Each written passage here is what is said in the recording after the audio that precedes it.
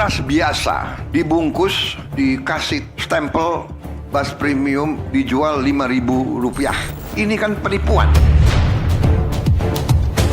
Saya minta Jaksa Agung sama Kapolri usut dan tindak. Jadi urusan aduk mengaduk itu biasa sebetulnya di sini ya Bu ya? Biasa. Toko Bapak juga sekarang jadi kita juga menurun ya, drastis. Bukannya menurun drastis, jelas kita takut Pak. Katanya kualitas premium Prof. Tapi cukup mengagetkan bahwa di sini ada kutu Prof. Sangat disayangkan. Beras yang disebut bermutu tapi ternyata berkutu. Kalau sudah berkutu berarti sudah tidak terjamin. Kalau masih ada yang terjadi ya kami tindak.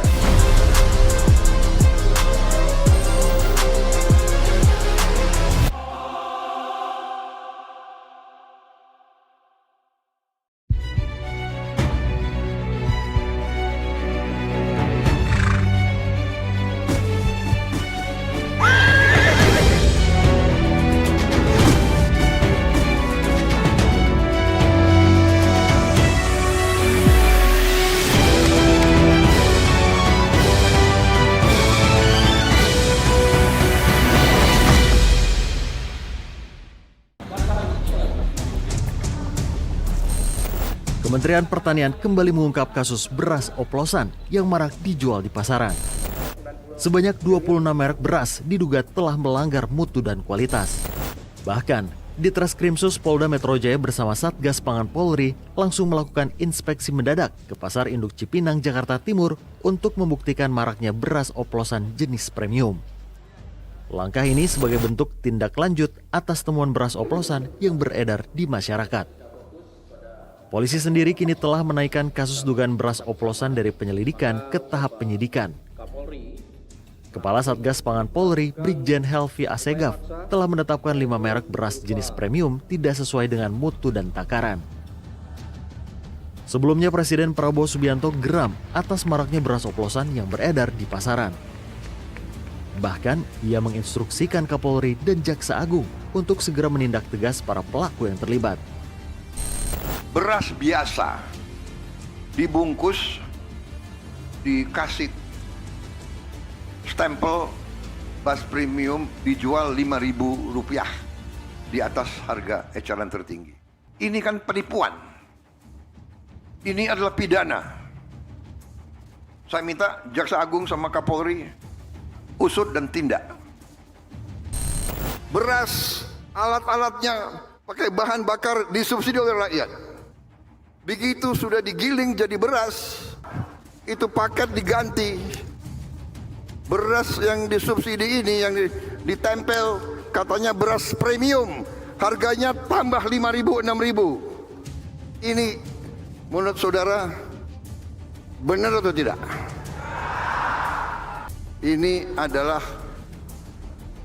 pidana.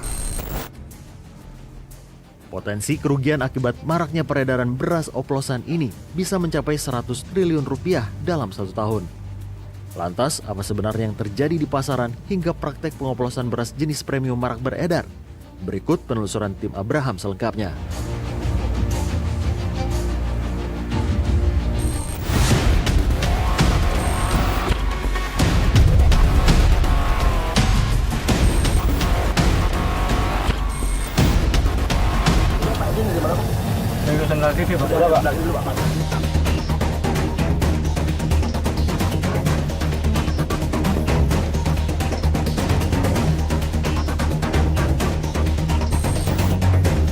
Sobat, saya Abraham Silaban di Pasar Induk Cipinang, tempat yang disebutkan menjadi jantung distribusi beras nasional. Disinilah kita akan melihat bagaimana dampak setelah 212 merek beras diduga oplosan, baik itu mutu, takaran, hingga pada akhirnya pelabelan premium. Saya melihat langsung aktivitas di depan ini, melihat bagaimana dampak dari upaya penegakan hukum yang dilakukan terhadap setidaknya 10 produsen yang dianggap ataupun patut diduga melakukan pelanggaran hukum, dan bahkan disebutkan oleh Menteri Pertanian sendiri ada hampir 100 triliun kerugian yang diakibatkan dari dugaan praktik beras oplosan. Saya hadir di sini, kita akan lihat fenomena ini bersama-sama. Kenapa, Bu? Pesan 10 kilo. Ah. Jadi kita pindah beras ini pindah 10 kilo. Oh. Asli dari Tarakan 50 kilo. Mana ada orang beli 50 kilo. Oh, jadi memang kalau dicampur memang itu sengaja Enggak, dilakukan? Bukan sengaja, orang tergantung pesanan. Oh, ada yang minta? Ada yang minta sedang, berasnya sedang nggak mau pulang. Oke. Nah, gimana gitu, kita nggak campurin orang, jadi nggak jadi beli, jadi sepi. Oh iya. Sekarang pembeli nggak mau bulan ya, saya mau sedang. Ya kan, pesan yang 25, misalnya 10, 20, 10, nah 10-nya 10, pokoknya dia nggak mau bulan. Jadi kita terpaksa beras gini kan pulang nih. Beras ini kan pulang nih. Iya. Jadi campur bandung dikit, supaya nasinya sedang. Tapi volumenya sesuai, Bu? Sesuai mereka mintanya, 10 kilo, 5 kilo, 20 kilo. Oh. Itu sesuai permintaan yang belanja, bukan dari kita. Mereka kan mau yang bikin 10, 5 kilo, nggak ada orang beli 50 kilo. Iya. Jarang yang beli. Jadi di packing ulang? Di packing ulang lah, masa beli 50 kilo, mana ada duit orang beli 50 kilo. Iya. Kita kan yang jualin kan Nah, mereka ngecer. ketika di packing ulang ini ditambahlah ini ya, Bu ya. Enggak, ini asli ini, berasnya tuh lihat tuh. Ini Berasnya dapat dari mobil. ini premium ya, Bu? Iya. Ini premium. Dituangin, nggak Dituangin. Nggak campur-campur. Nah, nggak dicampur apa-apa. Nah, biasanya itu diaduk tapi, Bu. Enggak, bukan diaduk, tergantung permintaan. Kalau mintanya mau yang sedang, nggak mau pulang, terpaksa kita campur sama setra. Setra kan keras isinya. Oke. Kita campur sama setra, tergantung permintaan. Oke. Dan biasanya harganya tetap sama, Bu? Harganya ya nggak mahal-mahal amat. Takarannya sesuai ya, Bu ya? Sesuai dengan timbangan ya? Contoh misalnya ini berapa ini, Bu? Jamin, 10 kilo jamin.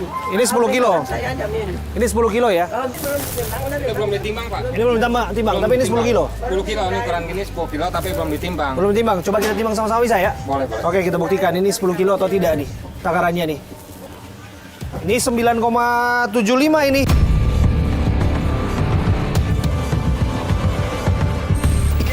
Ditimbang. Tapi nanti disesuaikan sesuai dengan ini 10 kilo. minta 10 kilo ya. Oke. Oh. Jadi prinsipnya Ibu kecewa terhadap tindakan yang Bukan dilakukan? kecewa, kita minta tolong kalau kita tuh sesuai permintaan dari pembeli. Oke. Kita pun nggak macam-macam kok. Pembeli juga minta sedang. Kau kasih bulan, mereka nggak mau. Ya kan, jadi kita nggak ada kerjaan, tutup. Jadi Nggak mau. urusan aduk mengaduk itu biasa sebetulnya di sini ya, Bu ya? Biasa. Di Pasar Induk Cipinang. Tapi kita tergantung ya, kalau toko-toko gini kebanyakan yang bagus. Kalau yang lain saya nggak tahu. Ini aturan siapa yang melarang ini untuk kemudian bisa mengaduk ini di Pasar Induk Enggak, Cipinang? bukan aturan siapa, saya nggak tahu. Kok rame-rame nggak berani, saya nggak berani. Oke, jadi Nggak berani, ada yang ngatur, nggak berani. mulai dari sidak yang dilakukan oleh pemerintah ke sini, semenjak itu udah Saya nggak berani tahu. lagi ngaduk. Saya nggak tahu. Terus yang mulai sampai orang lain nggak berani, saya nggak berani. Ini pada nggak berani ngaduk semua, Pak? Iya. Itu juga seharusnya kan Bapak udah ini coba ditanyakan dulu kepada PSSI gimana. Karena ini kan bukan ini cerai, mohon maaf. Ini bukannya oplosan, bukan.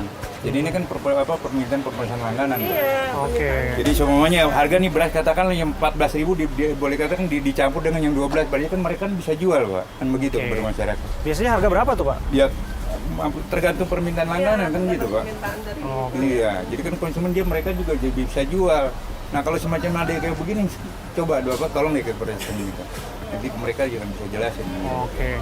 Ada ketakutan Ya. untuk melakukan pengadukan seperti biasanya sesuai dengan permintaan Nah, konsumen. Ya yang jelas kan ini buat konsumen. Ya, jadi merasa beli kan pada ketakutan lah para pedagang, Pak. Ya kan takut ditangkap, takut apa kan begitu, Pak. Sedangkan mereka juga kan biar ada kerjaan, Pak, ya kan para kuli kan gitu, Pak. Ya, Bapak merasa makin sulit setelah penindakan itu? Ya sangat makin sulit nih gitu, Pak. Coba kita pada intinya Bapak ke posisi sana aja, Pak. Artinya Bapak pingin aturan yang jelas? Ya, seperti yang apa? jelas. Jadi gimana istilahnya dari pembinaan kita kan di sini kan dibina dengan oleh kepala police station, Pak. Oke. Betul nggak? Kan gitu. Jadi istilahnya mohon izin.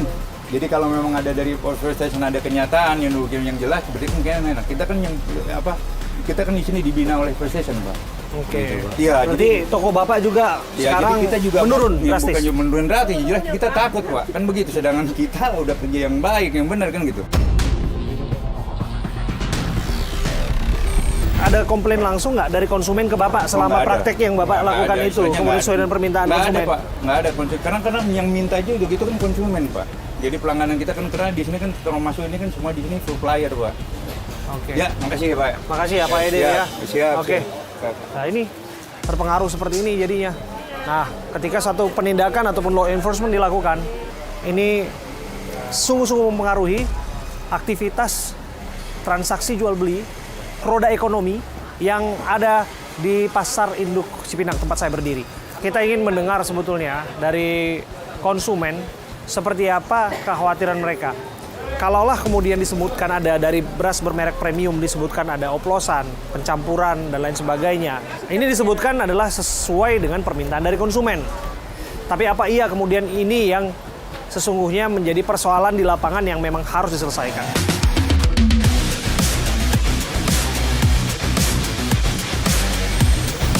Ini di salah satu toko ya. Kita coba lihat. Ini ada beberapa jenis beras di sini. Beras ini, beras yang bagus itu kayak gimana dari pandangan konsumen? Sih garis besarnya doang ya. Gimana? Kalau saya lihat sih jangan kuning, yang jelas bersih. Warna ya? Warnanya. Warnanya putih, Putih bersih. bersih, Jadi itu nggak terlalu licin. nggak terlalu licin. Iya. Berarti itu kualitas yang Menurut dianggap saya ya. bagus ya. Menurut Dari saya. pengalaman ibu-ibu. Ini penting nih pengalaman ibu-ibu. Bu Mary, kalau kayak gitu dengar nggak isu yang kemarin soal katanya beras dioplos? Saya sih selalu beli di sini sih ya. Cukup puas sih kalau di sini. Saya suka belanjanya di sini. Oke. Cuman mungkin ada yang begitu oknum-oknumnya itu dosa dia aja. Iyalah, Gak boleh harusnya. nggak boleh ya. Sekarang kan zaman lagi susah gitu, bikin susah lagi ya, kasihan. Nah, kalau dari konsumen sendiri, ini ngerasa bahwa beda nggak kalau kita masak yang premium dengan masak yang non premium? Kalau yang saya tahu sih ya, kalau Iya. kita sih karena suka milihnya, ya istilahnya prinsip kita kalau misalnya harga nggak bohong lah misalnya gitu. Oke. Kalau di sini, kadang kita lihat kalau makan di luar itu kan makanannya ada yang pulen, ada juga yang hancur gitu loh, kurang-kurangnya nggak jadi beda, ada beda rasa. Beda rasa ya. Kadang satu piring itu kadang ada yang kadang bentuknya masih tetap utuh bagus, kadang Oke. udah hancur pecah-pecah. Betul. Terima kasih ya Bu Mary ya. Sehat-sehat Bu. Semoga selamat berbelanja ya Bu ya. Oh iya. Terima kasih Bu. Ya ini bagaimanapun aktivitas ekonomi terus berjalan di salah satu toko Sumber Raya. Bu, dengan Ibu siapa Bu? Sebentar Bu. Ibu Nita. Ibu Nita? Iya. Oke, Bu Nita. Bu Nita lagi lihat-lihat beras ya? Ya, saya baru beli beras Kak. Beras tipe apa? Tipe saya beli MCL mangkok. Premium. Saya rasa bukan. Sedang ya? Medium sedang kayaknya. Bu Nita, sudah dengar isu yang nggak enak belakangan? Sudah. Karena saya juga selalu beli beras di sini, Pak. Oke. Jadi maksudnya saya dari sudah ada lebih dari 7 tahun ya saya selalu beli beras dan kebetulan beli beras di tempat yang sama di sini karena beras yang di sini itu memberikan saya keleluasan untuk memilih beras dengan kondisi yang saya bisa lihat. Jadi Oke. sesuai dengan kemampuan saya dan sesuai dengan seperti apa kualitas yang saya mau beli. Tapi untuk hari ini saya harus bisa menerima bahwa yang paling murah untuk beras yang bisa saya beli 50 kg itu adalah yang beras 660 yang tipe MCL mangkok itu, yang jenis berasnya itu butirannya bulat-bulat. Boleh kita lihat? Coba. Kita lihat ya. Kita lihat nih. Coba dikasih tunjuk Bu. Iya. Ini beras tipe apa ya Bu ini Bu? Ini berasnya ini kalau biasanya yang saya tahu yang beras bulat-bulat seperti ini tuh saya biasanya disebutnya tipe yang kebo ya. Itu juga ada jenis yang sama. Nah ini di sini biasanya disebutnya MCL Pak. Minggu lalu saya tidak lihat ya, brokennya banyak sekali Pak. Iya, ini makin kelihatan nggak utuh, banyak Iya, yang Pak. Ini harganya naik dan ini brokennya sangat banyak. Ini Ibu sengaja mencari sesuai yang Iya. Ibu butuhkan, Ibu Iya. yang bisa mampu untuk bayar kan? Pertama, secara budget wise, ya ini saya yang mampu bisa saya bayar. Yang kedua adalah jenis berasnya memang sesuai dengan yang memang saya butuhkan. Jadi dia tidak terlalu pulen, tapi dia juga tidak terlalu basah gitu. Jadi kalau misalnya kami masak itu tidak cepat jadi Basi. basi. Oke. Jadi ini bisa saya setel lah airnya. Sedangkan Saya kan juga membeli beras ini untuk keperluan, biasanya saya bikin sedekah Jumatan untuk memasak dengan air yang jumlahnya banyak. Dia buat saya bisa pas. Ya, tapi saya sedih karena brokennya sangat banyak. Sangat banyak. Sangat banyak pertama, yang kedua Bapak bisa lihat dari warnanya. Berbeda-beda ya. Ini warnanya memang agak kusam ya, agak kusam. Kalau untuk dari warna saya bisa terima lah Pak. Tapi yang saya sedih ini adalah ini brokennya banyak sekali. Banyak Pak. sekali nih. Saya pegang yang ini apa namanya? Mangkok ya? Ini MCL mangkok. ya, ini MCL mangkok. Yang ini yang PW. Ini yang Pak. premium, Mbak? Ini yang premium kalau saya bilang. Nah. Ini karena lihat brokennya nggak banyak ya Pak. Kita bisa lihat ini Nah. perbandingan. Ini yang premium Pandan Wangi Iya. dan ini yang kualitas Yang muncul MCL. MCL ya. Iya. Setengah tahun yang lalu lah saya beli itu dengan beras yang sama MCL itu brokennya nggak banyak Pak. Ini Bapak bisa lihat brokennya banyak sekali. Jauh ya perbedaan itu ya. Iya. Dari perspektif konsumen, kan disebutkan bahwa sungguhnya di pasar induk ini juga biasa repacking. Alias ada yang, karena kan pengantaran kan 50 kg. Kemudian ada yang cuma ambil 10 kilo misalnya. Dan kemudian itu repacking ulang. Bahkan ada permintaan konsumen tidak mau pulen banget seperti tadi Ibu mengatakan. Nah kemudian dicampurlah dengan yang medium atau yang lebih rendah kualitasnya. Iya. Supaya kemudian tidak pulen-pulen banget begitu. Ini kemudian sekarang ini menjadi khawatir di tempat ini untuk melakukan praktek mengaduk.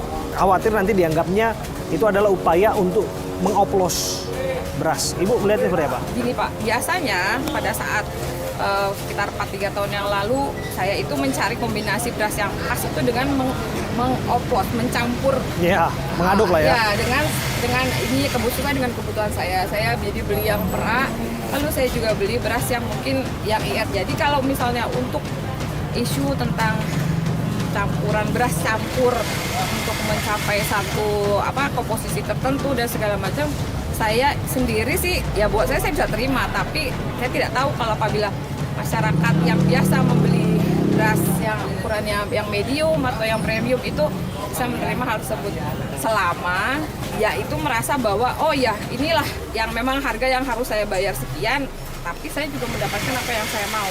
Melihat kondisi berasnya yang saya beli itu kok jadi berkurang kualitasnya, itu aja yang jadi ini, dan harganya juga naik Pak. Tuh jadi yang jadi Kualitas concern berkurang, harga eskalasi.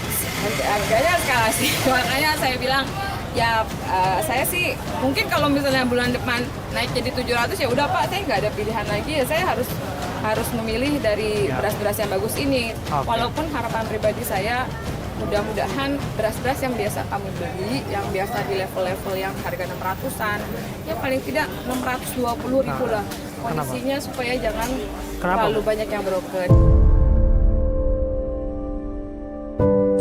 Gitu ya maksudnya. Ibu begitu emosional ketika Iya, bicara jadi soal sedihnya itu. soalnya begini Pak, masalahnya yang di tempat tinggal saya itu orang-orang itu tuh ya walaupun kami tinggal di Jakarta, tapi kan orang-orang yang banyak ya membutuhkan. yang banyak membutuhkan. Tapi mereka tuh masih bahagia gitu loh Pak, dikasih uang 20.000 hanya sekedar untuk bisa beli beras gitu. Dan saya berada di tengah-tengah orang-orang itu gitu loh, maksudnya karena memang kebetulan saya tinggal di daerah Jakarta Timur juga Pak. Jadi ibaratnya interaksi saya dengan ibu-ibu yang ada di sekitar situ juga tahu lah begitu susahnya gitu mendapatkan akses beras yang bisa mereka beli. Tapi mereka udah nggak mikir lagi Pak, maksudnya beras itu yang penting beras itu bisa dimasak. Udahlah, yang penting uang 100.000 itu satu hari mereka harus bisa beli beras, bisa beli makan, bisa beli lauk, lalu bisa ngasih uang saku buat anak-anaknya gitu. Berarti Ibu justru membeli beras ini pun bukan untuk konsumsi sendiri. Bukan. Ya bukan untuk, ya buat Bahkan konsumsi, juga buat konsumsi saya juga. Iya, Ibu konsumsi sendiri, Iya. tapi juga untuk Jumat Berkah kira-kira Iya, begitu. betul Bapak. Jadi akhirnya saya juga harus, saya nggak mungkin beli untuk sekedar untuk mencapai misalnya, oke nih beras yang ini mungkin kalau kita masak segini jadinya lebih banyak gitu kan. Tapi kan saya nggak makan nih, nggak mungkin juga. Jadi harus saya makan, beli beras yang memang saya makan. Nah itu ya nanti yang saya bagikan kalau untuk kegiatan nyebar kita. Berapa banyak Bu biasanya Bu bantu? Biasanya saya bikin 200 Pak, karena saya itu mengerjakan sendiri dengan keluarga saya aja. Kemana biasanya Ibu Saya salurkan? biasanya salurkan ke ini Pak, ke BKT. Di situ kan ada kantong-kantong, ada rumah-rumah yang orang-orang yang pekerja-pekerja yang di pinggir jalan, yang orang-orang yang tukang, yang ibaratnya rumah-rumah yang di kolong jembatan dan segala macam itu juga bapak-bapak yang ojek segala macam. Jadi kami sesuai dengan apa yang bisa kita dapatkan, kita buat kalau kita bisa. Sudah berapa lama praktek ini, Bu? Saya sudah 7 tahun lebih, Pak. 7 tahun ya? Iya. Ibu berarti punya yayasan? Saya nggak ada yayasan, Pak. Jadi kami hanya beserta saya dengan adik saya. Kebetulan kami punya komunitas. Lalu terus dari mulai komunitas sekolah, dari mulai komunitas pengajian, ibu-ibu dan juga teman-teman, alumni. Jadi siapa saja yang memang berkenan. Berarti Ibu hari ini beli berapa banyak? Saya beli 1 karung. 1 karung? 1 karung aja. 50 kilo? 50 kilo dari saya, Bu. Saya beresin ini. Ibu ambil yang mana? Saya udah bayar, Pak. Udah bayar? Sudah. Ya udah, saya tukar uang Ibu nanti. Anggap dari saya pribadi 50 kilo untuk kemudian Jumat Berkah untuk Ibu nanti, untuk teman-temannya. Oh, Bapak. Iya. Wah, ya Allah. Saya harus berterima kasih dari Bapak, Ketua Badan Pangan Nasional. Bukan. Saya wartawan biasa, Bu. Saya orang biasa. Saya pikir Cuman Bapak dari saya tergerak dari apa yang Ibu lakukan. Dan pun nanti saya akan tukarkan apa yang sudah Ibu bayarkan. Anggap saja kemudian kami mengambil bagian paling tidaklah inilah 50 kilo karung beras untuk yang membutuhkan ya. Itu aja paling Bu Nita ya. Bu, terakhir Bu, ini susah soal beras. Apa yang Ibu mau sampaikan kepada pemerintah mengenai oplosan lah, kemudian juga harga beras, lain sebagainya? Kalau saya sebagai konsumen yang memang kami berusaha menjaga anggaran belanja setiap bulan. Pertama, kami selalu berharap kami dapat membeli beras. Saya tahu harga beras minimal. Saya tidak akan mungkin berharap beras di bawah 600.000, saya tahu. Ya. Tapi paling tidak harga 600.000 yang saya keluarkan atau yang menjadi patokan dasar itu saya bisa beli dengan akses standar. Ya. Saya tidak mencari mungkin harus beras yang super putih atau yang dipoles atau segala macam. At least paling tidak dia tidak terlalu banyak broken dan juga tidak terlalu banyak batu karena ada beras yang memang ada batu dengan ukuran kotak-kotak yang memang diselipkan ke dalam beras dan saya yakin itu memang itu adalah didesain seperti itu. Makasih ya Bu Nita ya. Makasih Bu. Makasih Bu. Makasih ya.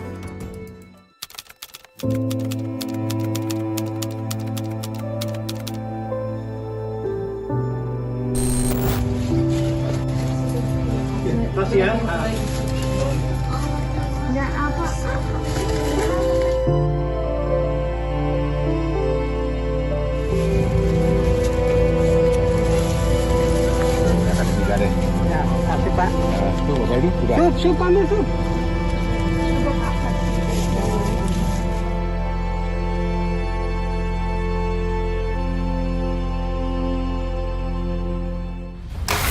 Wais, bisa disimpulkan bahwa ini bukan beras premium. Bukan beras premium. Nah, ini butir kapurnya banyak sekali ya. Kemudian ini ada yang warnanya, ini ada garisnya ya. Kemudian ada yang warnanya beda.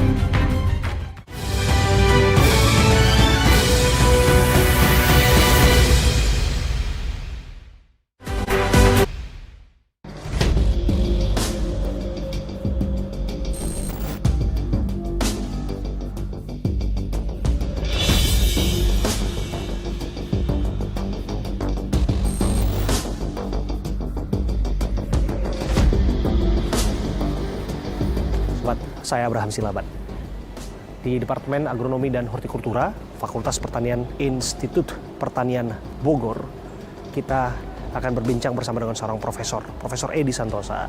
Dia seorang guru besar di sini akan membantu kita menemukan jawaban-jawaban terkait dengan beras oplosan. Kita akan uji, kita bawa sampel sengaja ke sini dan secara ilmiah dan berdasarkan infrastruktur yang ada di laboratoriumnya, kita akan lihat temuan apa yang akan kita dapatkan dari sini.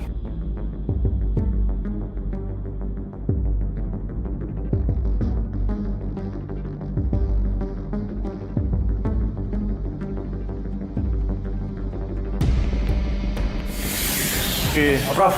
Selamat datang Mas Abe. Ya, sobat, saya Abraham Silaban. Saya sudah bersama dengan Prof. Edi Santosa, guru besar agronomi dan hortikultura Institut Pertanian Bogor. Terima kasih sudah bersama kami, Prof. Edi. Sama-sama, Mas Abe. Kami hadir di sini untuk meminta pandangan dan juga keahlian dari Prof untuk kemudian mencermati isu beras oplosan. Ikutin ya Prof ya? Iya, saya ngikutin. Jangan-jangan beras oplosan. Jangan-jangan dalam studi bersama dengan mahasiswanya itu juga menjadi concern hari-hari ini. Ya, kita memang di kampus ini laboratorium lab pasca panen dan biomasa.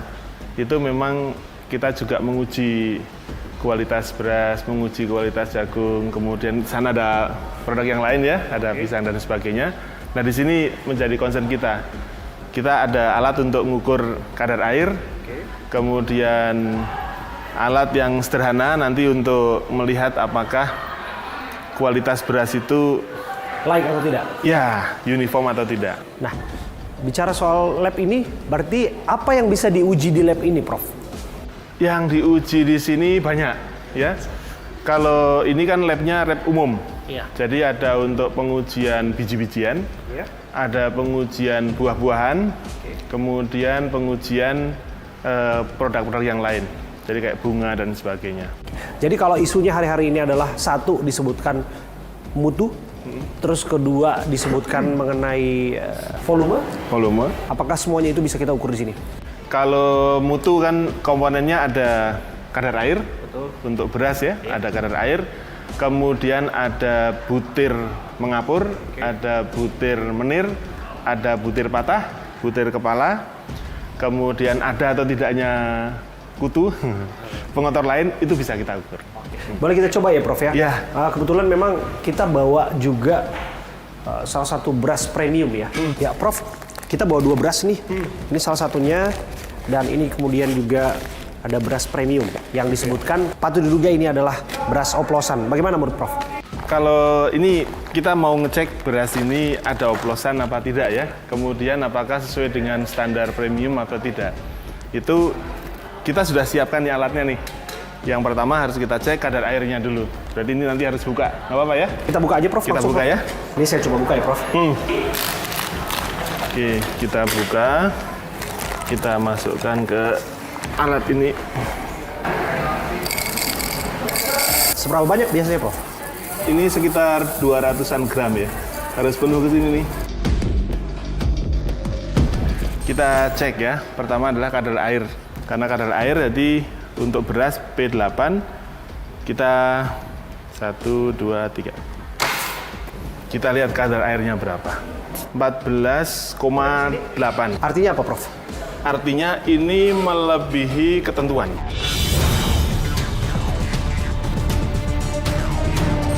Seharusnya 14% atau kurang untuk kualitas premium. untuk kualitas premium. Ini Kalau sudah lebih, bukannya lebih bagus harusnya? kalau lebih justru tidak bagus karena kadar air yang makin tinggi di dalam beras itu akan membuat beras itu kalau disimpan lebih dari 4 bulan akan apek warna baunya. Kemudian yang kedua, berasnya akan berubah warna tuh. Dari putih nanti akan cenderung berubah menjadi kuning. Pokoknya kalau angkanya lebih dari ini kan 14,8 ya. Iya. 14,8 kalau dibulatkan 15. Oke. Berarti lebih dari 1%. Oke. Kita mengkonsumsi air lebih banyak daripada beras.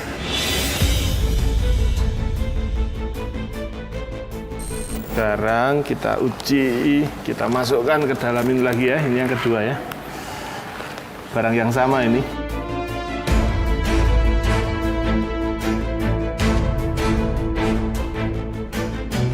Ya. Ini alat apa namanya Prof? Water content tester. Water content tester. Oke. Kita akan lihat hasilnya. Pengukur kadar air. Ini kita tekan 1, 2, 3. Tetap ya. 14,8 ya? 14,8. Konsisten. Artinya tadi yang pengukuran pertama juga 14,8, yang kedua 14,8. Jadi bisa dikatakan beras yang ini, yang tadi Mas Abis sebutkan ini premium, Iya. kadar airnya lebih dari ketentuan.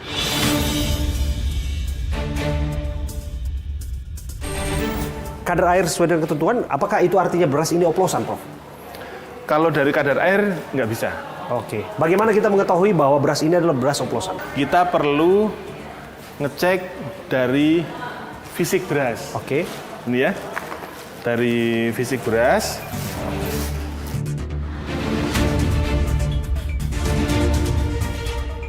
Nah, ini apa artinya, Prof? Kalau dari fisik beras seperti ini secara kasat mata sangat sulit dibedakan ini oplosan atau tidak. Oke, bagaimana kita mengetahuinya? Pertama, dilihat dari ukuran beras. Ukuran beras itu, misalnya kita ambil yang, ini kan berasnya termasuk beras bulat kecil-kecil ya. Nah, dari sini kita lihat, ini ukurannya relatif seragam. Berarti kalau saya sendiri meyakini bahwa ini single variety. Artinya, kalau saya meyakini ini bukan oplosan. Nah, kemudian komponen yang kedua adalah kita mau ngecek berapa beras kepalanya. Oke. Ini harusnya kita timbang 100 gram. Kita harus timbang 100 gram nih. Untuk mengetahui? Untuk mengetahui berapa persen butir patah, berapa persen butir menirnya. Kita melihat, misalnya kita pilih nih, ini yang butir patah nih, ini harus dipisahin satu-satu nih untuk ngecek apakah dia itu sesuai dengan standar kualitas atau tidak ya. Butir patah itu ada maksimumnya. Kalau untuk premium di kita masih bisa sampai 15%. Oke, ada toleransinya? Ada toleransinya 15%. Tetapi kalau kita lihat, nih saya juga punya beras yang lain ya. Oke, kita bisa bandingkan ya Prof. Nah, ini beras apa ini Prof? Ini beras dari luar ya. Dari luar negeri? Iya. Wah, kita langsung coba di laboratorium ini. Iya. Oke. Ini beras dari luar negeri, ini kepala semua nih. Oke. Kayak long grain ya. Boleh tahu nggak ini beras dari mana Prof? Dari Thailand. Dari Thailand? Wah, masih negara tetangga ya. Beras Coba kita khusus lihat. ini namanya. Beras khusus. Beras khusus ya. Artinya apa? Untuk kasus satu beras ini saja Prof? Oke. Bisa Berarti- tidak kita simpulkan bahwa ini adalah beras oplosan? Dari patahan-patahan butir-butir itu? Atau dari paling nggak dari amatan pandangan mata, apakah bisa kita identifikasi, ini kelihatannya ini beras yang diaduk, beras dengan kualitas premium. Jadi dicampurkan gini, dengan- kalau saya ngelihatnya ini bukan oplosan antara beras yang kualitasnya kurang bagus dengan beras yang kualitasnya bagus, tetapi ini sepertinya dicampur antara beras varietas yang satu dengan varietas yang lain.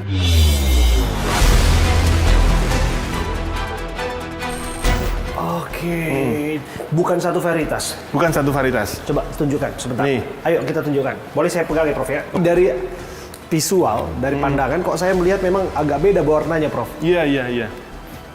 Ini beda Ada ya yang warnanya kan? Prof? Nah, bener ya. Ini butirnya panjang. Nah, satu lagi. Pendek tapi panjang kayak gimana ya? Jadi berasnya itu Coba dikasih harusnya warna kalau yang yang Pandanwangi kan bulat ya. Oke. Bulat ya. Bulat. Nah, kemudian yang ini dia bentuknya adalah panjang. Dari ukurannya, kemudian dari warnanya kita bisa bedakan Prof. Bisa bedakan. Nah, tetapi kalau dari kriteria orang berdagang beras, ini bukan yang dimaksud dengan oplos yang dipermasalahkan itu. Oh, ini adukan Karena- ya Prof sifatnya Iya. ya. Jelaskan kepada kami Prof, apa yang dimaksud dengan beras oplosan, apa yang dimaksud dengan beras adukan, yang diaduk begitu Prof. Karena Jadi, ada kekhawatiran di sini dari para pedagang juga yang bicara kepada kami sebetulnya bahwa kami kok nggak bisa aduk lagi. Padahal ini sesuai dengan permintaan dari konsumen. Oke, jadi gini. Ini misalnya yang beras yang Mas Abi bawa nih ya. Saya coba pisahkan. Ini secara fisik itu mudah dipisahkan. Itu antara beras yang bulat dengan beras yang panjang. Walaupun beras panjangnya itu beras kecil, sama-sama kecil. Nah, saya meyakini ini terdiri dari dua jenis beras. Dua jenis beras A dan beras B dicampur. Satu kualitas? Dalam satu kualitas. Kualitasnya sama. Kualitas premium dulu. Kualitas premium. Dan praktek Tapi itu untuk- lazim adanya? Iya, itu lazim. Dan itu atas permintaan konsumen. Itu nggak melanggar aturan ya Prof ya? Itu enggak. Tidak melanggar aturan.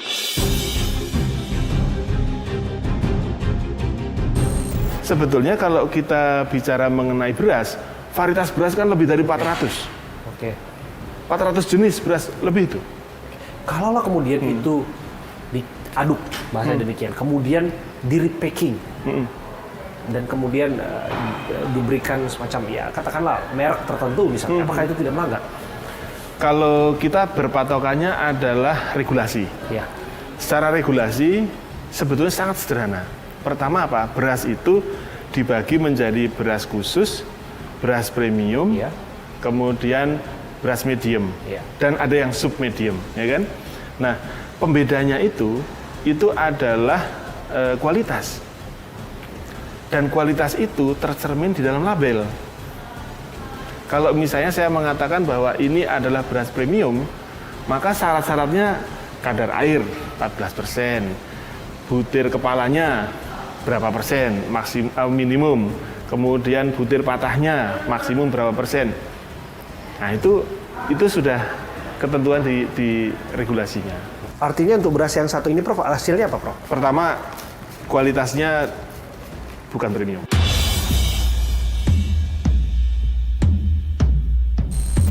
Yang jelas ini bukan premium. Bukan premium, karena kadar airnya segitu, ya. Kadar airnya melebihi ketentuan, itu sudah jelas bukan premium. Ada 2 varietas yang dicampur, dan itu sebetulnya tidak menyalahi. Tetapi kalau kita lihat nih, ini ada warna kuning. Oke. Jadi sebetulnya warna kuning itu adalah warna yang asing. Harusnya berasnya warnanya putih. Oke. Prof, kita coba yang lain, Prof. Oke. Sebelum kita nanti akan coba yang beras khusus dari Thailand. Kita coba buka di sini. Oke, kali ini saya yang tuang. Saya coba ya, Prof, ya? Ya. Oke. Taruh di situ, sebentar. Nah, pas di lubang ini. Kita akan coba pengukur kadar air. Ini salah satu beras yang patut diduga beras oplosan. Nah, kita akan lihat hasilnya. Wais. Artinya berapa persen? Artinya dia melewati ambang batas 14%, Prof. Iya. Bisa Ini disimpulkan bahwa ini bukan beras premium. bukan beras premium.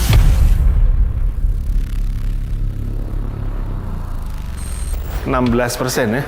Tapi mohon maaf sekali lagi, di label beras ini disebutkan bahwa ini adalah beras Premium. premium dan tentu diperjualbelikan dengan harga premium. Dan kita akan coba lihat apakah kira-kira beras ini dioplos. Ini secara sepintas di sini, ini terlihat beras yang putih dan beras yang tidak putih kan? Ini dari warna saja sudah terlihat berbeda ya, Prof, ya? Iya. Kalau ini beras khusus mungkin malah oke ya.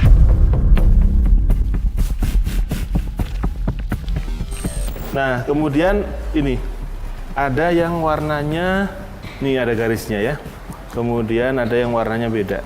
Jadi yang pertama adalah kadar airnya mungkin sangat tinggi, sehingga ketika disimpan lebih dari 4 bulan berubah menjadi kuning. Kemudian yang lainnya mungkin kadar airnya agak rendah ya, sekitar 15 apa 16% ya.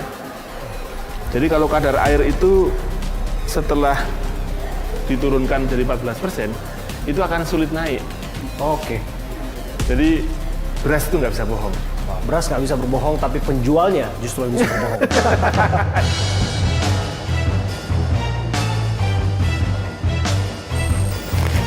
Ini beras yang katanya kualitas premium, Prof. Tapi cukup mengagetkan bahwa di sini ada kutu, Prof. Sangat disayangkan. Beras yang disebut bermutu, tapi ternyata berkutu. Prof mau bilang apa soal ini? Wah, saya no comment ya ini mah.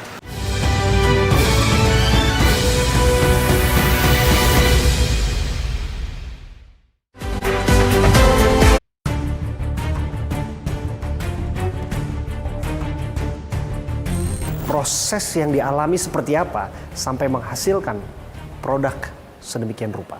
Apa betul proses yang dimaksud adalah proses pengoplosan, Prof? Proses mencari keuntungan, mencari cuan dengan cara-cara yang tidak dibenarkan. Kalau saya meyakini, kalau beras premium, itu prosesnya juga premium. Prof Edi, ada satu lagi sebetulnya, Prof. Kami pikir beras ini cukup mengejutkan. Beras yang tidak perlu kita uji apakah ia betul-betul kualitas premium ataupun tidak. Tapi beras ini cukup mengejutkan kami.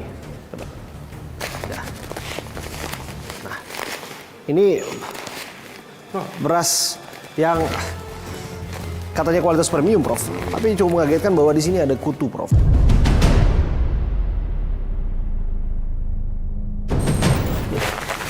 Waduh. Bisa dilihat tidak?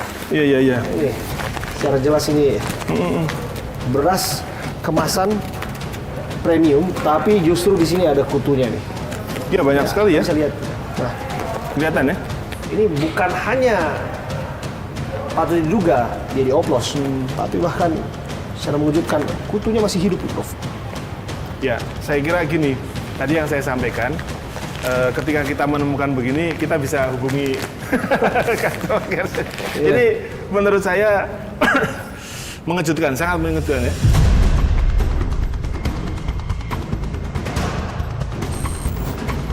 Ini tapi saya lihat expiry-nya kapan nih? Iya, coba dicek dulu expiry date ya. Jangan-jangan dari sini expiry date-nya itu 28 Februari 2026.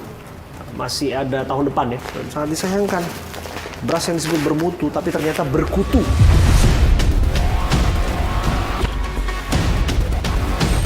Bukan bermutu. Beras bermutu, ternyata beras berkutu. Ini Prof mau bilang apa soal ini? Wah, saya no comment ini. Ini tentu harus diambil tindakan yang tegas ya.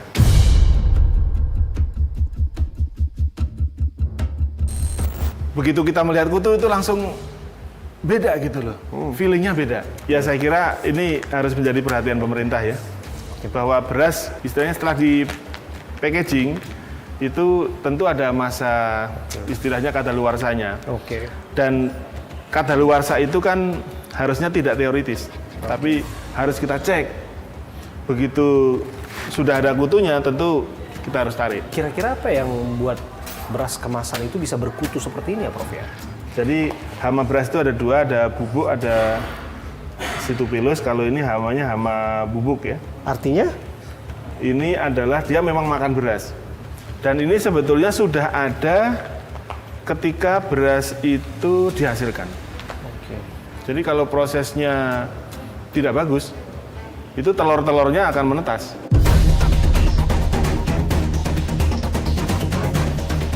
Oh, kalau ada rame isu oplosan, jangan lagi ada keramaian soal beras berkutu. Seperti ini. Bukan hanya dia patut juga oplosan, tapi ternyata kualitasnya juga mengandung kutu. Sangat disayangkan. Ini premium ya? Nah, premium bahkan, Prof. Wah, ini premium. Ada premium di sini nih.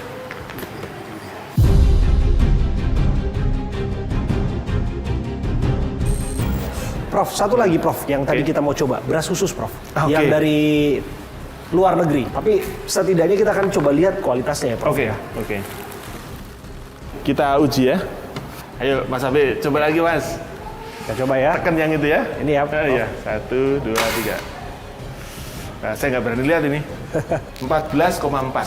Artinya apa Prof?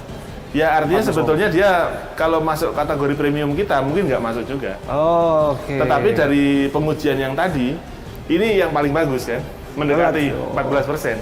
Kita lihat tampilan butirannya. Dari tampilan butirannya ini seragam. Sosohnya kelihatannya 100% malah ini. Nggak ada yang ada sabuknya ya. Yang jelas butir mengapur nggak ada. Butir kapur. Yang putih nggak ada. Terima kasih Prof Edi sudah berbincang bersama dengan saya. Semoga ini bermanfaat bagi siapapun yang menyaksikan.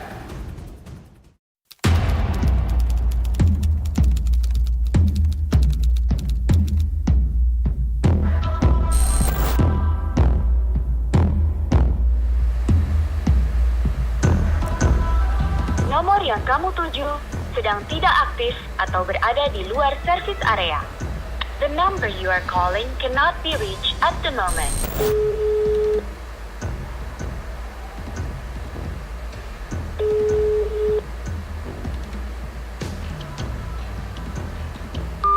Mewakili pertanyaan publik berikutnya, mereka agak kebingungan dengan apa yang disebut sebagai beras oplosan. Yang tidak boleh itu ya di kemasan tadi. Tinggal mereka mau yang mana. Saya minta ini sama ini, campur jadi satu. Nah, itu nggak masalah. Itu nggak masalah? Tidak masalah.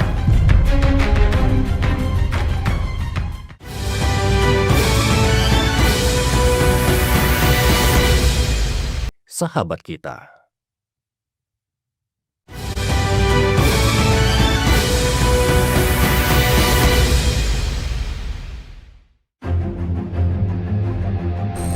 Berdasarkan fakta hasil penyidikan di atas, penyidik telah melakukan gelar perkara dan menemukan 2 alat bukti untuk meningkatkan status 3 orang karyawan PT FS menjadi tersangka, yaitu 1. Saudara KG selaku Direktur Utama PT FS. Yang kedua, Saudara RL selaku Direktur Operasional PT FS. Yang ketiga, Saudara RP selaku Kepala Seksi Quality Control PT FS.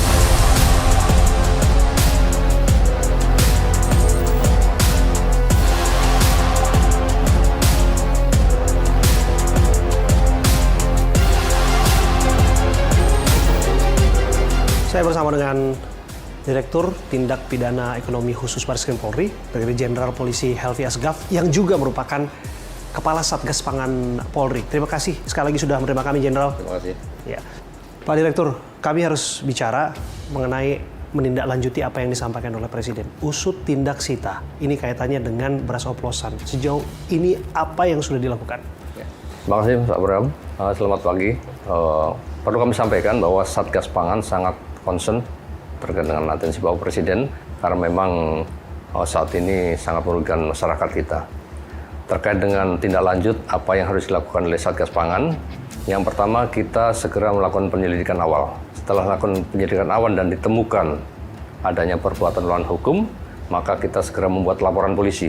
Selanjutnya kita melakukan penyidikan. Dalam proses tersebut, alhamdulillah kita mendapatkan barang bukti berupa sampel-sampel di toko-toko retail modern maupun tradisional. Hasil dari penyelidikan kita dari sampel tersebut langsung kita lakukan uji lab.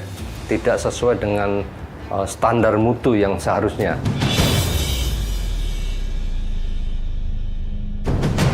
Sesuai dengan kemasan yang mereka tulis bahwa ini barang medium atau premium, ini tidak sesuai. Artinya betul-betul ada pelanggaran regulasi di sana? Ya, artinya ada aturan yang mereka langgar dan alhamdulillah kita sudah naikkan ke penyidikan. Pak Helvi bercerita ini mengenai tersangka yang ditetapkan itu korporasi dan individu. Bisa dijelaskan kepada kami? Jadi untuk penetapan tersangka nantinya yang kita siapkan sasarannya 2. Korporasinya, kemudian personnya.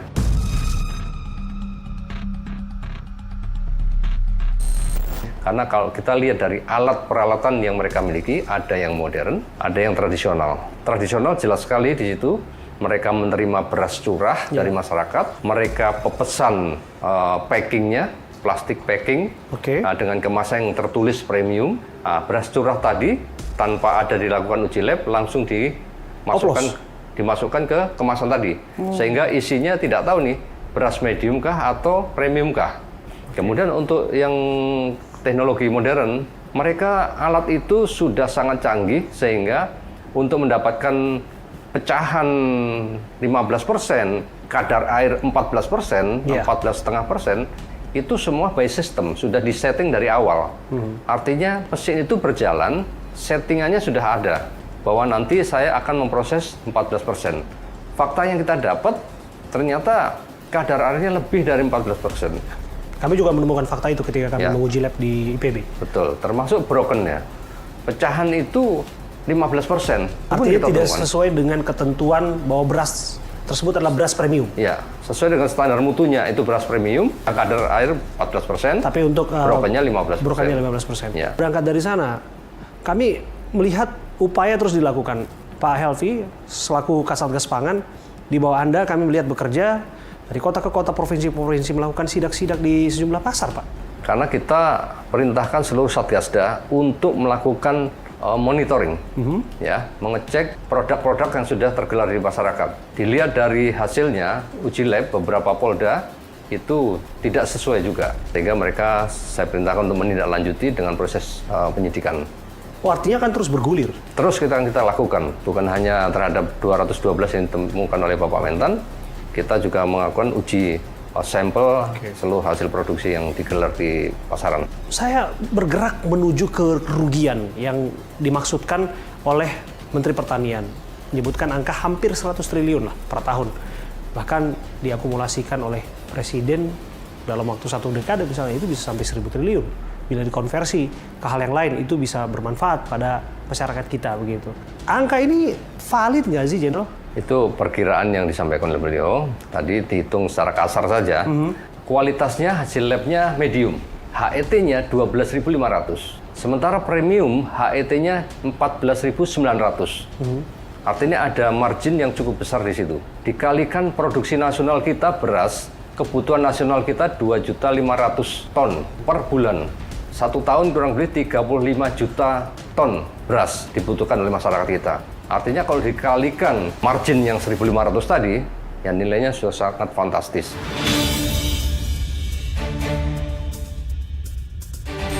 Mewakili pertanyaan publik berikutnya, kalaulah demikian, mengapa tidak ditindak sebelum-sebelumnya? Kita sudah melakukan penindakan di beberapa kali kegiatan temuan Satgas Pangan, namun kan tidak pernah dirilis. Nah, di data parsial kita lakukan monitoring wilayah, ada ditemukan yang memang tidak sesuai komposisi, ya kita tindak. Jadi upaya penindakan itu sesungguhnya sudah dilakukan? Sudah dilakukan. Dari sana kemudian, Jenderal, kita juga melihat bahwa kami ke lapangan dan bertemu dengan para pedagang. Mereka agak kebingungan dengan apa yang disebut sebagai beras oplosan. Karena di Pasar Induk Cipinang misalnya, mereka melakukan praktek mengaduk, mencampurkan beras premium dengan beras lainnya atas dasar permintaan konsumennya. Nah, sekarang itu praktek ini tidak dilakukan kembali karena khawatir mereka ditindak. Bagaimana menurut Jenderal mengenai itu?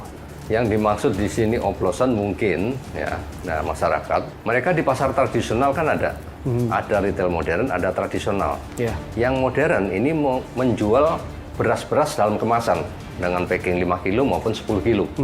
Ya kan? Sementara pasar tradisional mereka membeli dengan harga yang karungan. Betul. 50 kilo. Iya, dan di-packing ulang. Nah, di repackingnya di pasar tradisional tersebut sesuai dengan permintaan. Di sini ada 50 kilo yang mungkin dimasukkan di dalam lapak-lapak atau masih dalam karungan. Ini beras Rojo Lele, ini Sentra Ramos, ini Pulen. Tinggal mereka mau yang mana. Saya minta ini sama ini, campur jadi satu. Itu nggak masalah. Itu nggak masalah? Tidak masalah. Karena berasnya memang beras curah.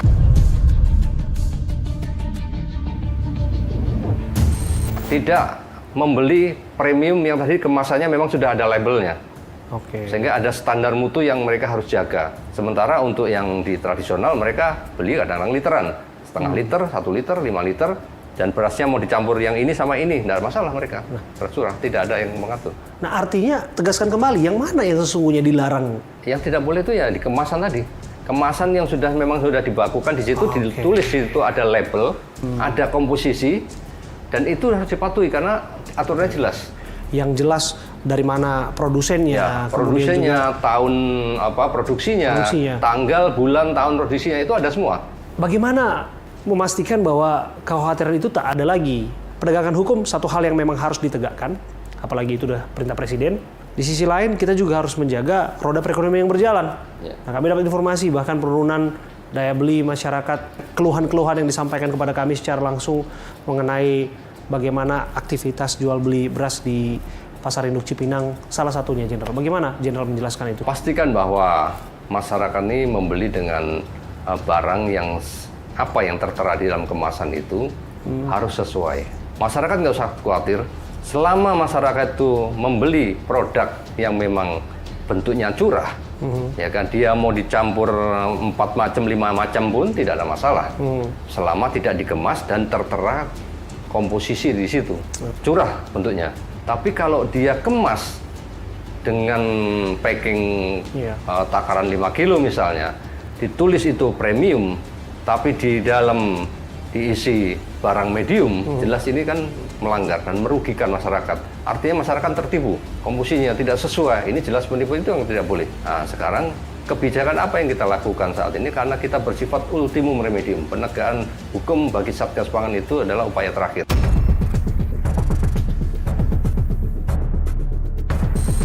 Kita tetap memperhatikan kebutuhan masyarakat. Makanya kami sampaikan bahwa masyarakat nggak usah khawatir. Silakan barang itu dijual, hanya harga penjualannya harus sesuai isi komposisi. Kalau kualitasnya tadi medium, ya jual harga medium. Harga medium HET-nya 12.500, ya 12.500. Jangan dijual dengan harga HET-nya premium. Itu yang tidak boleh. Kalau masih ada terjadi, ya kami tindak. Jenderal, penindakan ini kan sebagai upaya terakhir yang Jenderal sebutkan.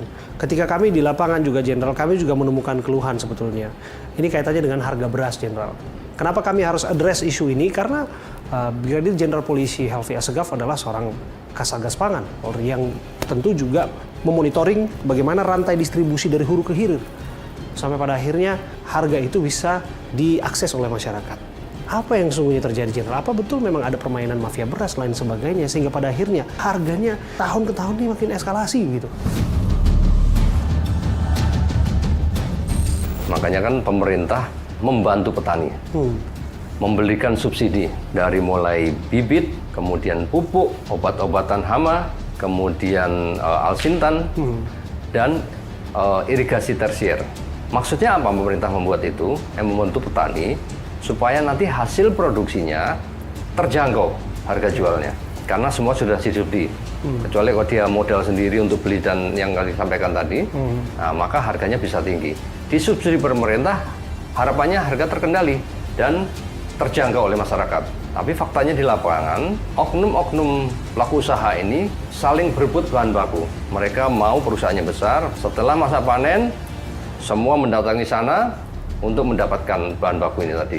Gabah. Ya, dibeli dengan harga lebih daripada yang lain. Yang tadinya dia jual mungkin 6.500, mereka siap membeli dengan harga 6.700. Ya kan, di atas itu. Nanti datang lagi, berapa ini dijual? 6.700. Saya beli 7.000. Mereka akhirnya berebut bahan baku. Akhirnya yang mendapatkan bahan baku tersebut ya dia produksi. Otomatis kualitasnya juga pasti dia tahu. Karena dia produksi dengan harapan bisa dijual premium.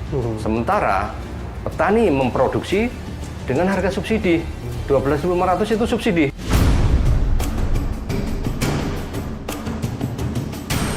Itu harus ditindak tegas ya, Jenderal ya. Memastikan bahwa mafia-mafia pangan ini tidak bermain di sana. Apa upaya yang sudah dilakukan oleh Brigadir Jenderal Polisi Helvi Assegaf? Satgas Pangan mempunyai 3 tugas. Yang pertama, menjaga stabilitas ketersediaan stok. Kemudian menjamin bahwa distribusinya aman sampai dengan ke end user, pengguna, konsumen. Yang 3 yaitu harga. Apa yang dilakukan oleh oknum-oknum itu semua bisa bermuara pada harga. Terjadi kelangkaan di suatu daerah, terlambat distribusinya, kualitas yang tidak sesuai, pengaruhnya besar sekali terhadap harga. Apa yang ingin Jenderal sampaikan, pesankan kepada mereka-mereka yang masih mau bermain curang? Para mafia pangan yang berusaha untuk mengganggu stabilitas pangan nasional. Kami dari Satgas Pangan, dari Polri, dan jajaran sangat berkomitmen memastikan bahwa seluruh pelaku curang ya yang merugikan masyarakat pasti akan kita tindak tegas, dan saya harapkan berhentilah untuk melakukan praktek-praktek curang terhadap produksi pangan kita yang harusnya itu menjadi kebutuhan pokok masyarakat. Tidak boleh ada penimbunan, tidak boleh ada perbuatan curang, dan pastikan harga terkendali sesuai harapan pemerintah.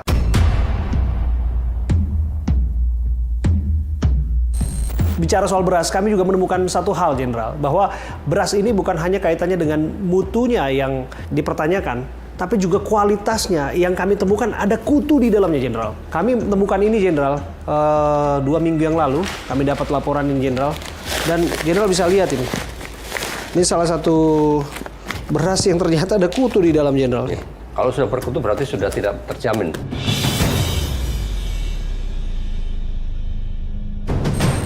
Sudah tidak terjamin. Kan gitu kan? Artinya komposisi di sini harus kualitasnya bagus, tidak ada kutu. Kan tidak ada di komposisi boleh berkutu, nggak ada. Artinya ya semuanya harus bersih. Kondisi siap untuk digunakan atau dikonsumsi oleh masyarakat. Dan itulah tugas yang sedang dilakukan oleh Jenderal dan jajaran untuk memastikan barang-barang seperti ini tidak akan ada lagi di masyarakat. Tidak boleh terjadi, tidak boleh terjual lagi. Harus segera ditarik oleh pelaku usaha supaya tidak merugikan masyarakat. Dan tentu aparat nggak bisa bekerja sendiri. Kalau ada, dilaporkan. Siap. Terima kasih sekali lagi. Kami berharap yang terbaik untuk tugas-tugas Anda, Brigadir Jenderal Polisi Helvi Assegaf. Terima kasih.